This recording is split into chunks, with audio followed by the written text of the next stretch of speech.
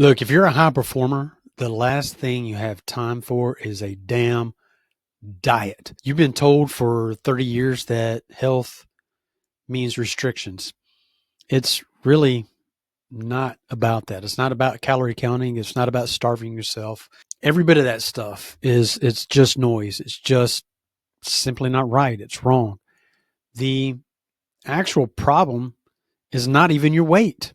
The real problem is the 3 p.m. energy crash that sends you running for yet another cup of coffee. You're robbing Peter to pay Paul. You're just borrowing from the future, right? It's the brain fog that hits right when you need to be the sharpest. It's also that 2 a.m. wake up call where you're lying there wondering, why am I so exhausted?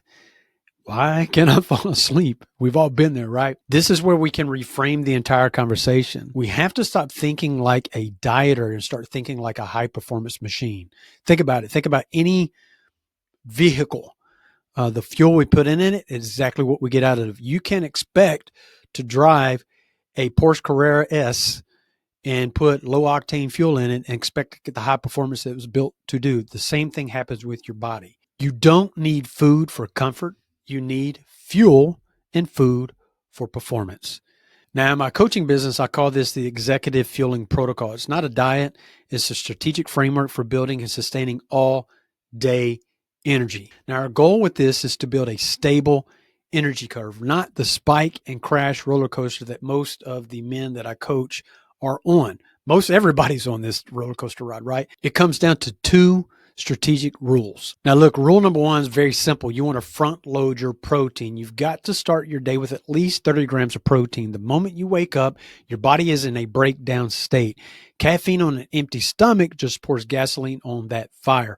Protein provides the raw material for the neurotransmitters like dopamine that you need for focus, drive, and mental clarity. You win your day before 9 a.m. Now, rule number two is to build every meal around protein and fiber. This is how you manage your blood sugar. That spike and crash, that's a blood sugar problem. Protein and fiber slow down the absorption of energy.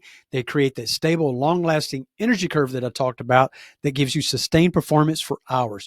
You eliminate the crash so you never have to recover from your lunch. Now, here's where this connects to everything else in your performance. In our last deep dive, we talked about stress mastery. That afternoon energy crash is a physical stress event. The blood sugar spike and subsequent crash pumps cortisol, your primary stress hormone, into your system. You're literally creating a fight or flight response inside your own body every single day. Now, we also talked about optimized sleep.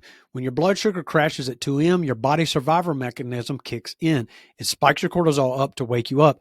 That's that 2 a.m. wide awake feeling that we sometimes run into. Now, look, this protocol, Fueling for a Stable Energy Curve, does more than just give you energy. It removes a primary source of physical stress, keeping your body cortisol baseline low, and it allows your body to finally achieve deep restorative sleep because it can focus 100% on recovery, not on managing a blood sugar crisis. So stop dieting, start fueling. If you're ready to move from food to fuel and build a protocol for high performance, you're in the right place. Follow me for more.